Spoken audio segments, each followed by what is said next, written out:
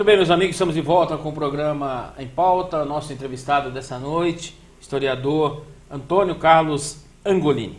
Angolini, a criação do SEDOC é um sonho seu realizado? Eu comentei no primeiro bloco até de que o senhor Álvares gostava e lá na Rome eu tinha ficado com isso. E eu, quando fui transferido para a Fundação Rome, seu Álvares manda um bilhete para o Dr. Liu na época dizendo o seguinte: Dr. Liu, com a saída do Angolini aqui da Rome, o arquivo histórico ficou um tanto que prejudicado. É minha intenção transferi-lo para a Fundação para que fique junto dele, e para tanto eu queria que construísse um prédio. Então foi essa a primeira ideia. Aí o Dr. Liu construiu o primeiro prédio e nós começamos a transferir pouco de coisa, o que nós tínhamos lá, Jornal do Oeste, informações e tudo mais. E a minha amizade com o senhor Augusto Stradim, sempre indo lá, comprando fotos, e tendo, assim, eu me interagi muito com a cidade. Eu adoro Santa Bárbara do Oeste, o povo de Santa Bárbara, que todos me conhecem, na rua falam e falam. Eu tenho foto, eu vou... E essa colaboração, principalmente você, não só no diário, como você sempre foi do Jornal do Oeste, a gente sempre se trocou... Edição Barbarense, nós sempre ajudamos, trocamos ideias, tudo que você precisava, nós tínhamos, mas o nosso arquivo ia crescendo com essa interação. E aí o arquivo nosso foi crescendo. Nós tivemos um período em que a Fundação Rome teve que trocar das três, lembra que eu falei, Fundação cuidava de saúde, mas o governo criou umas leis que impediam quase que a Fundação Rome cuidasse da área de saúde. O que acontece? A empresa então faz o seguinte: bom, a empresa assumiu a área da saúde, não foi por vontade da Fundação, foi por obrigatoriedade de leis federais. Então foi uma tristeza muito grande para nós fecharmos aqueles trabalhos que nós executávamos, cuidar do clube de campo, das festas. Foi muito triste para todos nós da Fundação Rome, mas tínhamos que tomar, era uma coisa necessária. E aí então o clube passou a ser a empresa e nós ficamos a Ciência Médica foi para Rome, e nós ficamos então só com o trabalho de educação. Foi criado o Núcleo de Educação Integrada, depois rompemos aquele convênio com a Escola de Eletrônica, né, porque nós estávamos em crise, a formação dessa mão de obra quase não tinha utilidade, ocupação, os meninos formados não achavam emprego, então voltou para a Escola Emílio Rome o curso, e a Fundação Rome buscou uma outra alternativa que seria então o Núcleo de Educação Integrada, seria no contraturno, trabalhar com crianças da 7ª e 8ª série, ajudando-as no que fosse possível, porque é um momento que mesmo o Dr. Liu entendia que era a hora que ele decidia a vida dele futura, o que ele queria estudar. Então é isso que a Fundação tenta for. Nós não somos tanto conteudistas, nós não damos muito conteúdo. O que nós procuramos é abrir e formar líderes. É uma história, é um método diferente. E eu fiquei muito com o arquivo histórico e fazendo o arquivo histórico crescer nesse momento, dando palestras nas escolas e arrecadando através do Recordando, que foi, nós estamos há 18 anos, a ideia é sua, você começou recordando e eu assumi, né? E foi embora. E o Recordando foi um carro-chefe para que a gente falasse da história para o povo e o povo respondesse com história, emprestando fotos. E o nosso acervo hoje chega em mais de 80, 100 mil fotos, né? E foi isso. Os jornais nós passamos a colecionar todos, já conseguimos quase todos os jornais que circularam em Santa Bárbara, hoje todos são digitalizados. E depois nós chegamos a um ponto que não tinha volta, tínhamos que profissionalizar o arquivo. O Dr. Liu então vai com a diretoria e vai propor a criação com a saída do Senai, não é? Porque a Rome ajudou muito o novo Senai que ia se formar aqui no Distrito Industrial. Inclusive leva o nome do senhor Álvares. Leva o senhor Álvares. Todos têm que saber quanto a Rome também lutou para que esse Senai fosse. A Senai não saiu lá da Fundação Rome expulsa, não é? Não, nós queríamos, a própria Fundação entendia que nós precisávamos de uma escola maior, né? E neste caso tem que chamar bem a atenção do trabalho de bastidor do Dr. André Luiz Rome, que trabalhou muito para isso. E depois entrou Álvaro, depois quase que saiu o Senai nos moldes, depois entrou o prefeito José Maria, ele entendeu que aqueles moldes não eram certos, que a gente ia construir, emprestar, ia alugar, ia passar o prédio para o Senai.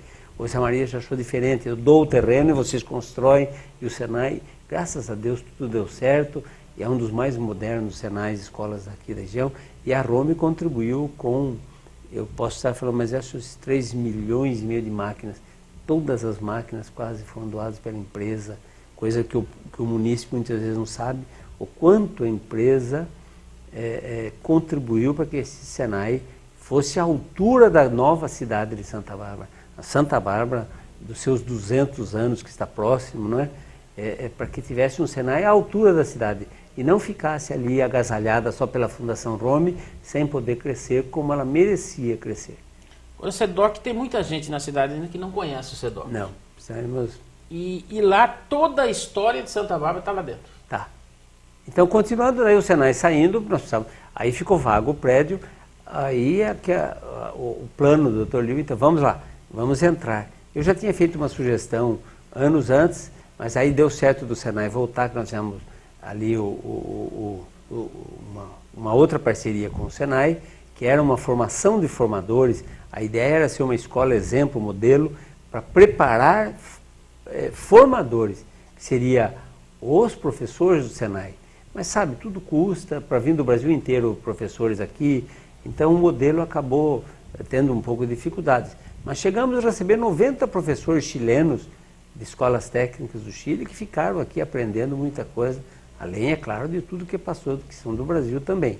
Mas e depois, claro, ela foi se amoldando, veio o professor Valdemar, veio depois o diretor Cláudio Tete, foi moldando, já virando quase que uma escola tradicional do Senai, e depois, com a inauguração do novo prédio, nós estamos aqui com uma das maiores e melhores escolas técnicas da rede do Senai. É uma das mais modernas que nós temos, com certeza, em todo o estado de São Paulo. E o SEDOC aí abriu espaço para você realizar o seu sonho. O Dr. Liu encampou a ideia. O Dr. Liu gostou e a diretoria aprovou e o SEDOC foi crescendo. E aí eu digo de uma luta que foi, citando o Vainer Penati, nós tínhamos ali a Sandra veio depois um pouco, porque nós tivemos, antes disso, nós tínhamos que descobrir, chamamos uma empresa que fez o projeto pela Lei Rouanet, depois o Galpão Cultural ganhou e foi a que começou a arquitetar todos os programas, como nós devíamos chegar a digitalizar tudo, informatizar tudo. O Galpão Cultural é que assumiu então isso ali. Aí nós tínhamos que buscar mais uma pessoa para coordenar, entre eu e o Galpão Cultural. Fomos buscar a Sandra, que é uma historiadora competente, que estava no Centro de Memória.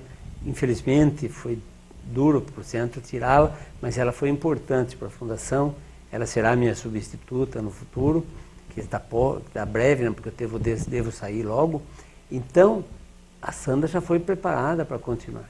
E aí o SEDOC foi inaugurado e temos crescido. Hoje nós temos mais de 200 mil páginas de jornais disponíveis na internet. Nós temos hoje já catalogado, acho que mais de 60, chegando a 70 mil fotos já catalogadas. E temos outras 20 ou 30 mil, 40 esperando para ser catalogadas. E é importante que a população participe, porque ajudar a identificar pessoas. Hoje mesmo a senhora ligou e disse, no Recordando saiu fulano, fulano, fulano. Tem lá tem lá o fulano, conseguiu dar mais 4 nomes. Isto que é importante. É importante para você. Porque aí, quando se passa um nome, fica na internet e há de eterno, todos poderão encontrar esse nome em qualquer parte do mundo. Citou lá, por exemplo, Marcos Maracanã, vai aparecer, porque está catalogado, não é? Então, se eu pôr só Marcos de Oliveira, e tem que pôr os dois, porque é como se vai... Então, tudo tem que ser indexado para que o pesquisador encontre a informação. Agora, o SEDOC pode ser visitado de segunda a domingo? Sexta. Segunda a sexta. Segunda a sexta, praticamente das 7 da manhã às 5 da tarde. E vem muita gente de fora para conhecer o SEDOC? Você sabe que nós já tivemos um grande número de pessoas de fora, de várias cidades, Itu, Campinas e outras cidades, Piracicaba. Nós tivemos proporcionalmente um grande número de cidades que já visitaram. Estrangeiros todos que vêm na Roma e ficam impressionados. Santa Bárbara não conhece bem ainda, e não sabe que o SEDOC existe e que está aberto.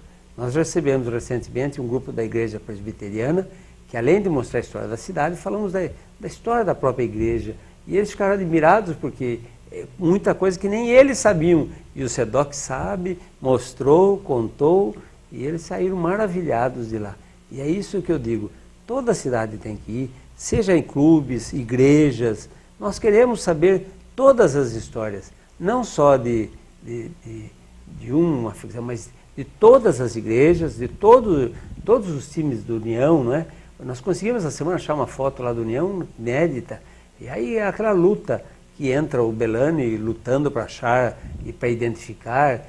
O Zé Maria Araújo conseguiu identificar um restante, e ficou faltando um que mandamos para o Zé Boquinha, que o Zé Boquinha está respondendo agora quem é o que falta, porque ele está na foto.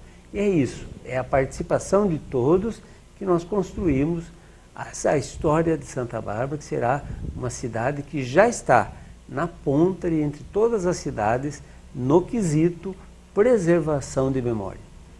Falando um pouquinho da história de Santa Bárbara, isso eu sei que você gosta de falar, e bem. Santa Bárbara é uma das poucas cidades desse país que foi fundada por uma mulher. Existem outras, mas é uma das poucas, o que é um pioneirismo. Nós temos 5 ou 6 cidades, é isso? É por isso, eu não sei exatamente todas, nós temos cidades... Mas não é a única. Não é a única. Eu cheguei a ler que seria a única cidade, não é. Brotas mesmo é fundado por mulher, e eu tenho outra, tem mais algumas, e por coincidência. Mas Santa Bárbara é um pioneirismo, porque Dona Margarida deixa a cidade de Santos em 1817, que ela vem para cá, para tomar posse dessas terras. Agora, veja bem, ela era uma senhora riquíssima, herdeira do engenho dos Erasmos, que foi fundado por Martim Afonso, e ela tinha casado com um senhor muito rico, e que morreu, ela jovem, se casou. Depois ela casou com o segundo, que vai ter 5 filhos. Mas com o primeiro, praticamente, foi um acerto de famílias para ela ficar com os bens, acho, provavelmente. Então ela era muito rica. Ela enfrentar o lombo de animais e carroças para vir aqui tomar posse dessas terras foi um pioneirismo muito grande. Como eu não paro de pesquisar, eu já não posso nem dizer que Dona Margarida chegou aqui para plantar cana-de-açúcar e montar o primeiro engenho. Eu estou descobrindo que Dona Margarida chega aqui, já tinha galvão, já tinha cana-de-açúcar, e ela vem, inclusive o engenho que é dela, descobriu um mapa que está anotado isso no Marta Watts em Piracicaba, que fala que ela comprou aquele engenho de uma outra pessoa. Então significa que a história nossa, ela muda, isso que é o gostoso. Nós estamos aí, essa é a nossa contribuição de pesquisador, desvendando, porque, claro, naquele tempo era difícil, poucas informações tinham. Porque todo mundo pensava que ela veio para cá, montou um engenho e não tinha engenho nessa região, né? Já estamos descobrindo. O casarão de Salto Grande já é do século XVIII, já tinha ocupação, não é? Então já tinha escravos no século XVIII. Ela vem no começo do século XIX. Então a região já tinha uma certa ocupação. Nós não sabemos quanto. Já pesquisando no Arquivo do Estado de São Paulo, ainda agora para formar o SEDOC, nós fomos descobrir que Dona Margarida não tinha nem tantos escravos como parecia. Eu me lembro que em 1822 ela tem uns 20 escravos, e tem um outro proprietário de terras que tem muito mais escravo que ela, aqui mesmo, na Santa Bárbara.